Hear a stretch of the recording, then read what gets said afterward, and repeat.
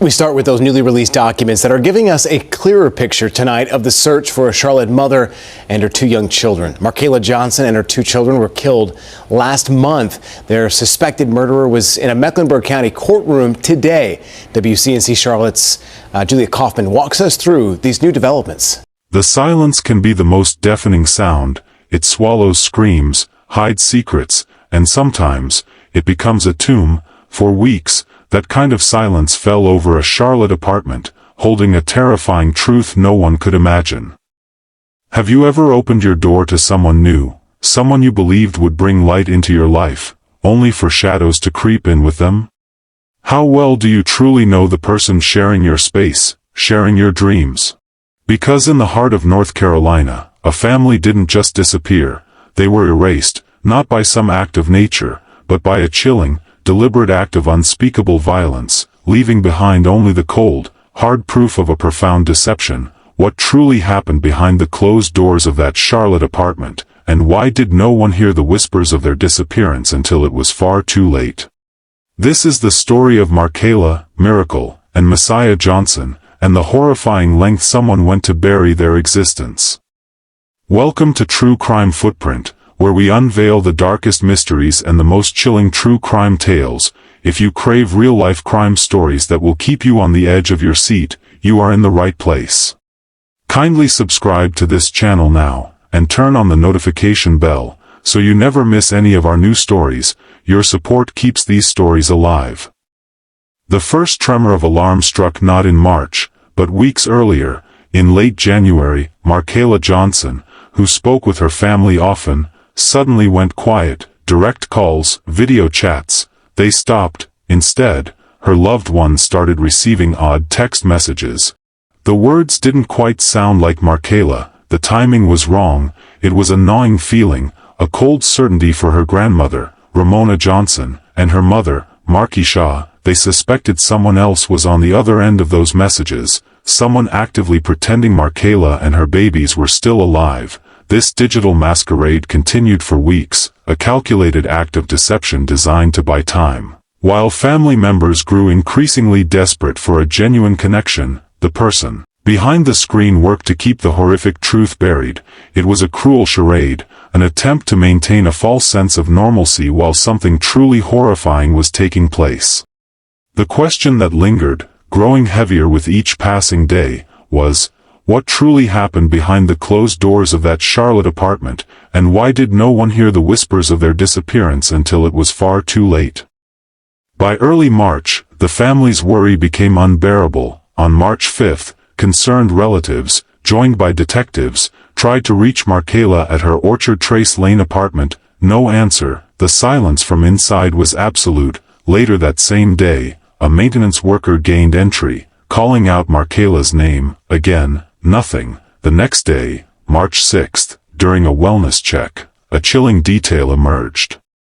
No children's items, no baby supplies, nothing indicating a 4-year-old and a 7-month-old lived there. It was as if they had simply vanished. Markayla had recently moved to Charlotte, a new city, to live with Benjamin Joseph Taylor, a man she'd met online the previous year. He was her romantic partner, the man she'd chosen to start a new chapter with, bringing her two young children into his home. As the family's pleas for answers grew louder, an ominous shift occurred in Charlotte. The man Markayla had recently moved across states to live with, Benjamin Taylor, was already making his escape. But what was he running from, and why was he running so early? Markayla Denise Johnson, known affectionately as Kayla or Tata Boo by those who loved her, was born in the spring of 2001 in Clarendon County, South Carolina. Her family describes her as a truly good person, someone who would do anything for you, inherently kind-hearted. Seriously, Markayla was kind-hearted to a fault. Her mother, Marky Shaw, often worried that Markayla's compassionate nature sometimes led to others taking advantage of her. Markayla's Christian faith was a central part of her life. She accepted Christ early and was deeply connected to her church. This inherent kindness, coupled with her private struggles with mental health issues, described by her grandmother Ramona, likely shaped her experiences. Markayla had recently moved from Myrtle Beach to Charlotte, a big step, to live with Benjamin Joseph Taylor, a man she'd connected with online the previous year. This move to a new city, with her children, to live with a partner she'd only known virtually, meant a degree of isolation from her established support system. It raised a critical question. What truly happened behind the closed doors of that Charlotte apartment, and why did no one hear the whispers of their disappearance until it was far too late? With Markayla were her two young children, 4-year-old Miracle Johnson and her baby brother, 7-month-old Messiah Johnson, two innocent lives, just beginning their journey. Charlotte Mecklenburg Police Chief Johnny Jennings confirmed that Benjamin Taylor was not the biological father of Miracle and Messiah. This detail alone eliminates many common motives seen in family tragedies, leaving a different kind of darkness to contemplate. The decision to relocate, bringing her children into a new home, with someone she hadn't known long in person, placed Markayla and her little ones in a vulnerable position, far from the watchful eyes of her family. If Markayla's story resonates with you, if you recognize the importance of understanding the warning signs in relationships, kindly take a moment to like this video and share it with someone who needs to hear it. Your engagement helps us bring these vital stories to light. After weeks of dead ends and a growing sense of dread, detectives finally obtained a search warrant for the apartment at 400 Orchard Trace Lane. On Friday, March 15, 2024, at approximately 1:45 p.m., Charlotte Mecklenburg police officers pushed open the door. The moment they stepped inside, a cold, dry air hit them. The air conditioning was set to a frigid 62 degrees. Several fans hummed, circulating the frigid air, while numerous air fresheners and candles were strategically placed throughout the space. Every detail screamed of a deliberate, methodical effort to mask something. Inside that unnaturally cold apartment, the officers made a grim discovery. Tucked away in a bedroom closet, they found a large, plastic storage bin. And inside, Markayla Johnson's body. Her head was covered by a plastic bag and multiple diapers, and a cord was wrapped tightly around her neck. This wasn't a sudden, impulsive act. This was a scene meticulously prepared, a desperate attempt to conceal a life violently extinguished. The question echoed in the silent apartment. What truly happened behind the closed doors of that Charlotte apartment? And why did no one hear the whispers of their disappearance until it was far too late? The horror wasn't over. The investigation continued into the next day. On March 16, attention shifted to Benjamin Taylor's vehicle. In the trunk of his car, investigators made the devastating, almost unbelievable discovery of 4-year-old Miracle Johnson and 7-month-old Messiah Johnson. Their tiny bodies were placed inside 2 gym bags. Disturbingly, all 3 victims, Markayla and her 2 precious children, appeared to be wrapped in cords, suggesting a shared, horrific method of disposal. The extensive measures taken to hide them, Markayla in a bin, the children in bags, all in various locations, with efforts to mask odors, speaks to a chilling, calculated intent to erase their presence. This level of meticulous effort, combined with the weeks of impersonation via text messages, paints a picture of cold planning. This was not a crime of passion, but an act of chilling calculation. The discovery was horrific, but the question remained, who could commit such an unspeakable act? And how had they managed to keep it hidden for so long? The answers would only deepen the nightmare. The Charlotte Mecklenburg Police Department moved swiftly. Given the overwhelming evidence at the scene, 35-year-old Benjamin Joseph Taylor was immediately identified as the primary suspect in the triple homicide. Chief Jennings confirmed Taylor's romantic relationship with Markayla Johnson, solidifying the focus of their investigation. Taylor's attempt to evade justice began days before the bodies were even discovered. Surveillance video captured him leaving North Carolina on a bus on March 6, 2024, a full 9 days before Markayla, Miracle, and Messiah were found. A nationwide manhunt was launched, through collaborative work involving the Imperial County Sheriff's Office, FBI agents, and CMPD's Violent Criminal Apprehension Team, VCAT. She was a good person, and everybody knows Kaylin would do anything for you.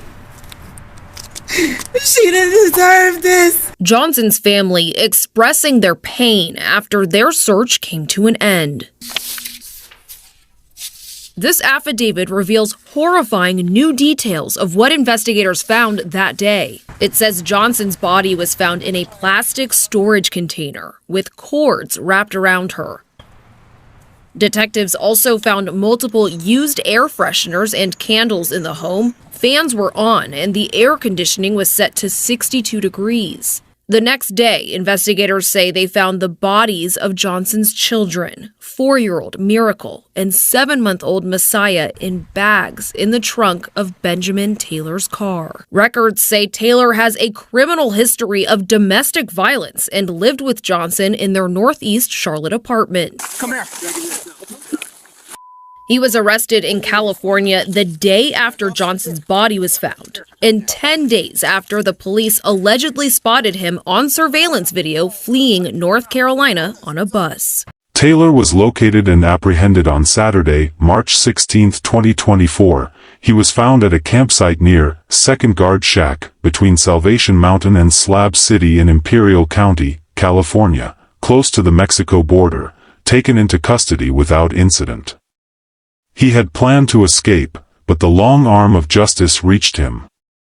Public records painted a disturbing portrait of Benjamin Joseph Taylor, revealing a significant and deeply troubling criminal history. He had faced dozens of previous encounters with police, including serious charges like kidnapping, assault, and violating domestic protective orders. Early police reports in Markayla Johnson's case even indicated he was initially sought for domestic violence. This wasn't merely background information. It was a documented pattern of violent, controlling behavior, especially within intimate relationships. This horrific outcome, the deaths of Markayla and her children, appeared not as an isolated incident, but as a tragic escalation of pre-existing, dangerous tendencies. How many warning signs can society miss before tragedy becomes inevitable? What are your thoughts on Benjamin Taylor's chilling criminal history? Share your perspective in the comments below. The silence surrounding Markayla, Miracle, and Messiah was finally broken by the cold, irrefutable facts of science. Autopsy reports, released by the Mecklenburg County Medical Examiner's Office, delivered the grim truth. Tonight, autopsies reveal disturbing new details on a triple homicide back in March. Now, as these details have been revealed, the story has become even more grisly. Yeah, really painting a sad picture here. Markayla Johnson and her 2 children, you'll remember, were found dead in an apartment complex in Northeast Charlotte several months back. Well, today a new autopsy report revealed how the 22-year-old died. WCNC Charlotte's Miles Harris joins us in the studio.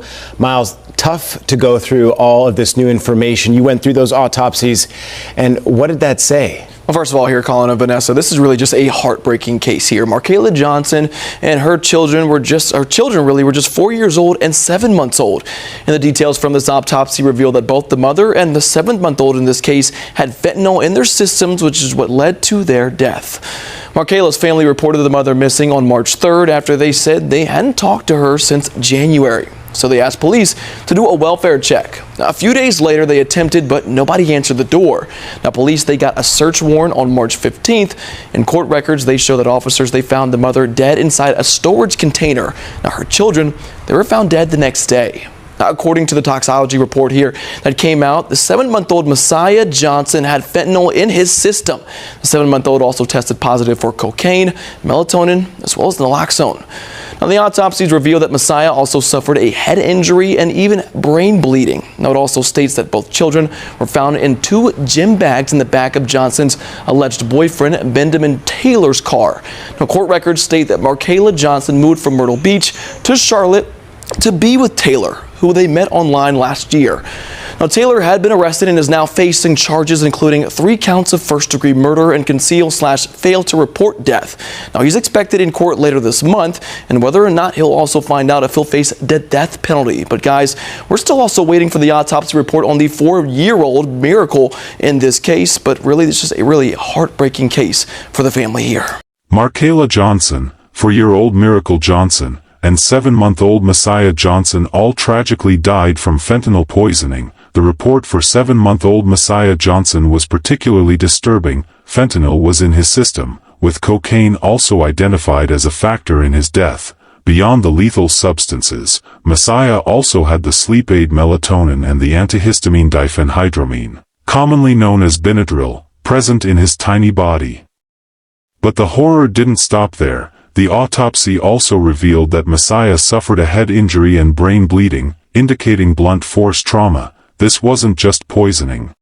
It was physical violence against a baby. The administration of sedatives before lethal doses of fentanyl suggests a calculated intent to render the children unconscious or compliant. This points to a cold, methodical approach, not a spontaneous act of violence. The shocking details of the autopsies reveal a level of cruelty that defies comprehension. Did you catch the full significance of the drugs found in Messiah's system? You might want to rewind if you missed any of those chilling facts. The autopsy report for 4-year-old Miracle Johnson detailed bruising around her face and neck. Her wrists were found tied together, and her head was covered by diapers. For Markayla Johnson, her report showed very high levels of fentanyl in her system, along with naloxone, an opioid reversal drug. As previously noted from the crime scene, her head was covered by a plastic bag and multiple diapers, and a cord was wrapped tightly around her neck. The physical injuries: blunt force trauma, tied wrists, cords around necks, covered heads, combined with the administration of sedatives and lethal fentanyl doses across all victims, speaks to a deliberate, multi-pronged approach to their deaths. This underscores the heinous nature of the crime and the perpetrator's chilling intent to systematically eliminate an entire family. With the grim cause of death now confirmed, the legal battle for justice was just beginning. But could the courts truly deliver a sense of closure to a family shattered by such cold, calculated violence? Benjamin Joseph Taylor now faces the full weight of the law. He has been formally charged with 3 counts of first-degree murder for the deaths of Markayla, Miracle, and Messiah, along with 1 count of concealment of death. In his very first court appearance after extradition back to North Carolina, a judge swiftly denied bond for Taylor, explicitly labeling him a tremendous danger to the public and the community. This ensured his immediate and continued incarceration, signaling the state's unwavering commitment to keeping him off the streets. While initial reports and family statements suggested a potential death penalty review, prosecutors later announced on August 22, 2024, that they would not seek capital punishment against Benjamin Taylor. This decision, though not diminishing the severity of the charges, outlines the prosecutorial strategy moving forward. It could be influenced by various factors, such as the strength of evidence for a conviction without the added complexities of a death penalty trial, or resource allocation. However, the immediate and unequivocal denial of bond clearly shows the state's intent to pursue justice through conviction and long-term imprisonment, ensuring he can no longer harm the public. The Charlotte-Mecklenburg Police Department has consistently maintained that the investigation into this case remains active and ongoing. Despite the arrest and charges, Chief Johnny Jennings publicly stated that police have no idea of a motive for Taylor's alleged actions, particularly why the children were killed. Yet, he firmly emphasized that it was not a random act.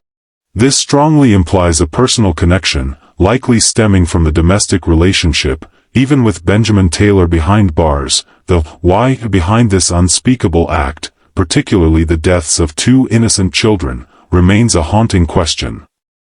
What truly happened behind the closed doors of that Charlotte apartment, and why did no one hear the whispers of their disappearance until it was far too late?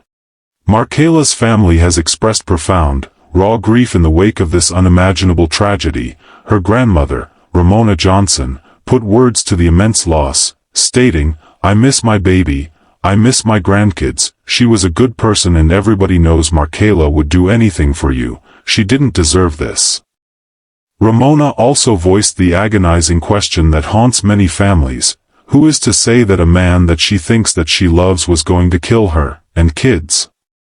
Markayla's mother, Markisha Johnson, echoed these sentiments, emphasizing Markayla's kind-heartedness and her unfortunate tendency to be taken advantage of.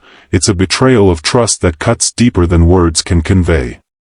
In the wake of such a devastating event, the Charlotte community has rallied to support the grieving family, a GoFundMe campaign was created to provide assistance. Local news outlets, like WCNC Charlotte, have worked to humanize the victims beyond mere crime statistics, launching initiatives like More Than a Number to share the stories and memories of those lost. The family's consistent portrayal of Markayla as kind and vulnerable stands in stark contrast to the brutality of the crime and Benjamin Taylor's documented history of domestic violence. This case serves as a tragic reminder of the devastating consequences of domestic violence, particularly when it escalates and involves innocent children.